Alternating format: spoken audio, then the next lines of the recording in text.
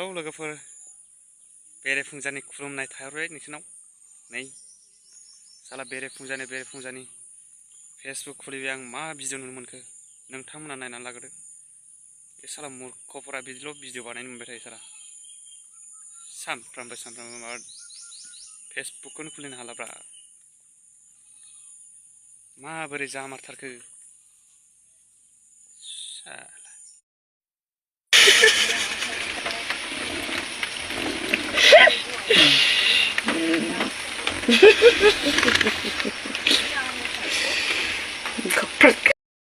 नोंथांमोनाव मेलेम गैला नामा खालि ससियेल मिडियायाव फैनानै बिदि भिडिअफोरखौ देखायबाय थानो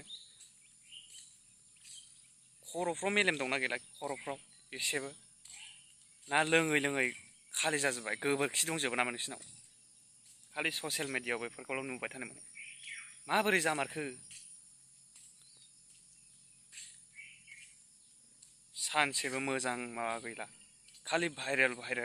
माखौ भाइरेल खालामबाय थानो लुबैयो नोंसोर ना गावसोरखौनो बेबायदि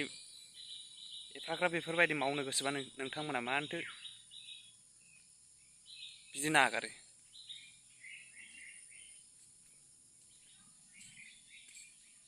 मा भिडिअ नै सोरबा माबा जानाय बेफोरखौ नागारो नामा मानसिया नागारदोंथ' नागारदों नोंसोर प्राइभेटलि नागारनो हाया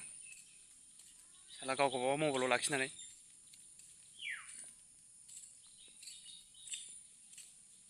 आरो जाय आंनि चेनेलाव गोदानै फैदों साबस्क्राइब खालामना हो आरो पेजखौबो फल' खालामना ला नोंथांमोन माने बेरेफुंजानि सिखारनानै माने फख्रियाव साम' लादों हमदोंमोन आरोना साम' लादायजों आरो माजों जानाय जायो नायनोसै नायनानै लादो नोंथांमोना साम'आ बेसेबां बुरजा